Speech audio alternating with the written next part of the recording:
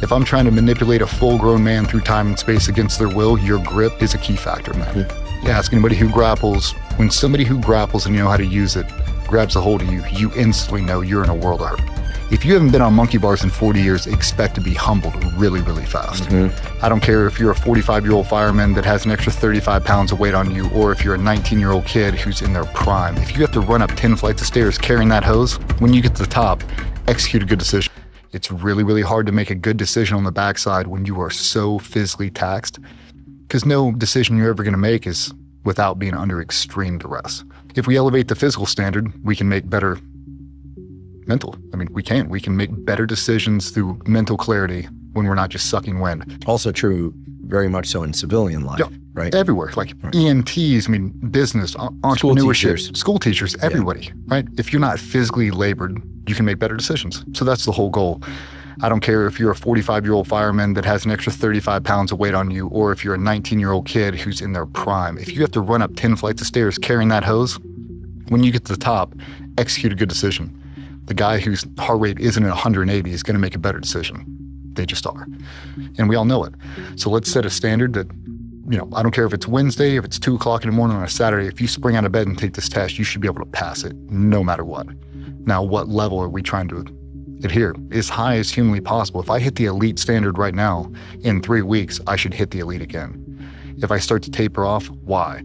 Lack of sleep, poor nutrition, just really crazy op tempo. I'm in the red the whole time. Okay, maybe I need to take a couple of days off, get back on my training plan to maintain that high level. But we do a broad jump. So power output on the floor in a dynamic fashion, landing, proprioception. So just have people stand on a line, jump as far forward as they possibly can. And the lowest standard is your height. Is that right? So if I'm 6 foot tall, I should be able to broad jump past 6 foot. What's the next level up from that? 1 foot. 1 foot past your height? Yep. So 7 feet would be, middle of the road. Okay. If I can jump 8 feet, that's really the standard. Like for me, I'm trying to get to a 10-foot broad jump. Like I want to hit 10 feet and I want to hold that as long as humanly possible. And you can swing your arms, no running start, but you just swing your arms forward, jump. Swing your arms, jump, feet low to the ground, dynamic fashion. And I always tell the guys, in reality, you are not going to have time to negotiate the obstacle. You are not going to be able to run up to that ditch and stop and look at it and go, okay, I need to back it up a little bit. You're going to have to go. As a cop chasing this kid down this city park, you're going to have to scale that 8-foot fence right now. Not look for a step stool, not, what can I climb on to get over this? You're going to have to hit that thing at full value and go up and over it. You should have the physical ability to do that. So we have a broad jump. And a lot of people, Vernon has a really good thing about monkey bars. Like everybody was swinging on monkey bars when you were a kid, and at a certain point in adulthood, you stop doing it. But you'll look at your kid, 9 years old, swinging on monkey bars. She's like, oh, you're doing it wrong. Do it this way. Well, jump up there and show them. If you haven't been on monkey bars in 40 years, expect to be humbled really, really fast. It's like, you lose it, use it or lose it. It's going to happen. So we're always trying to test ourselves. Like, what is going to make me a dynamic participant throughout the whole process? Broad jump's a really good expression. We have that. In the SEAL teams, we had a legacy test. It was a body weight bench press. NFL, it's 225 bench press. It's not fair for me to give 225 to a kid that weighs 160 pounds. So or a 140-pound woman or a 50-pound woman. Yeah. Your body weight, though, and we go minimum standard, 10 repetitions. 10 repetition single set with your body weight. Yep. That's minimum standard. 15, next level up, 20 plus is elite. If you can bench press your body weight 20 times, you are in top tier. This is full range of movement. Bar touches your chest, you press it out all the way to straight arm. All the way. So 20 reps on that. Pull-ups with no weight. And we do that because so many guys have so many injuries, so many shoulder injuries. And if your technique isn't there and you're dropping out of the hole, I don't want you to dislocate and jam up a shoulder. So pull-ups are in there. We have a farmer's carry. How many pull-ups? Sorry.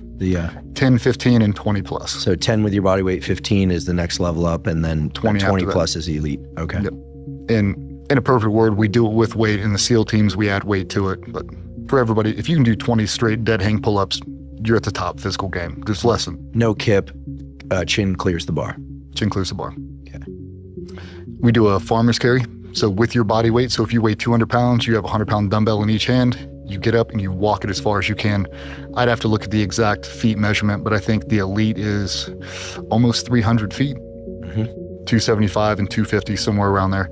And it's not an easy thing to do, but we work so much grip for the pull-ups and everything else. Like grip matters, we say that a lot. It's very hard to climb up a caving ladder on the side of a cruise ship when it's underway. Your grip's the only thing that's going to get you there. So we really put a lot of focus on grip, and firemen need it, cops need it. If I'm trying to manipulate a full-grown man through time and space against their will, your grip is a key factor in that. You ask anybody who grapples, when somebody who grapples and you know how to use it grabs a hold of you, you instantly know you're in a world of hurt. You grab some NCAA wrestler and he grabs a hold of you, the first thing you feel is his hands. Oh no, I'm just grabbing a hold of a grizzly bear right now. This is not going to be good. We need everybody to have that same strength. Also, someone's got to open the pickle jar. Exactly. Got to be able to open the pickle jar, but when you pick up that weight, everything's in it. Your core's in there, your posture really matters. Upright, I've got to be able to control my breathing, ocular focus, where am I looking, and then how long can I hold on to this? I've got to keep a rigid frame. I can't lean over and let it take control of me. I can't lean back. I've got to be present throughout the entire movement and then just push. So we've got that. We've got a trap bar deadlift. We use a trap bar because the majority of guys in that career, they've already got some injuries stacked up, and we actually put 45-pound bumper plates to pull from a little bit of an elevation because I've got a really long torso. And the big thing we push in that program is we want you to be able to train 52 weeks out of the year. There is no off season for a fireman. There's no off season for a SWAT team guy. There's no off season for an Army Ranger. And if you get jammed up in the gym, and I've done it really bad, the mission doesn't care. You have to go anyway. And now you're not at 100%. And the entire patrol in, you're thinking about your lower back and if you're going to be able to perform on target. We can't have that. We're trying to increase your confidence, never decrease it. So that's why you pull from that. That is 1.5 times your body weight is a minimum standard. For how many repetitions? 5. 1.5 times your body weight. Okay. And then 2 times your body weight. And I think it's 2.5 times your body weight is the elite for a set of 5. You know, you can obviously do more. I think I did a set of 12 in that video, but it's just, can I pick up double body weight under control without slamming it on the ground, proper form, in control the entire time?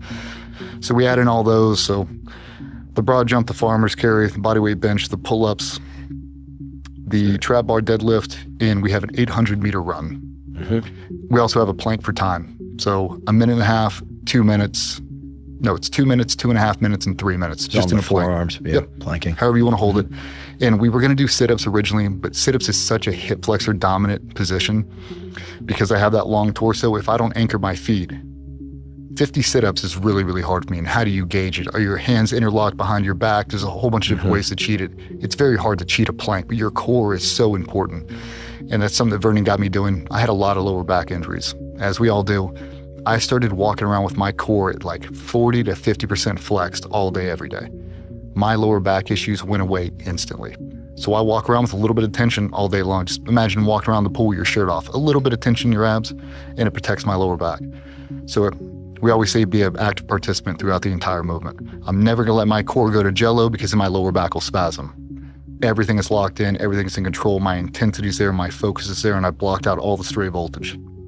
So we get through that, and then we do an 800-meter run. I wanted to do 400-meter repeats. Do a 400, stop, as long as it took you to run, execute another one in the same amount of time. Well, the SWAT team, they have an 800-meter run. We're like, well, since you already do it, I don't need a guy that can run a marathon. I need a guy that can throw a 200-pound guy over his shoulders, run him up 10 flights of stairs and make a good decision. So being a marathon runner, while it might be great for you, it doesn't really give me everything I need. I really need that hybrid athlete.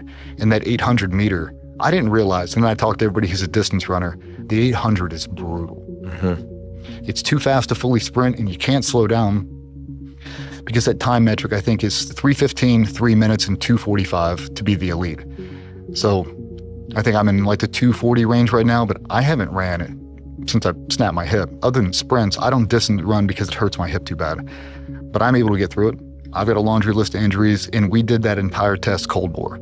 We basically wrote it down, and the whole thing when I sit down with Vernon, I was like, I need something to drive to. I do better when there's a target goal on the wall.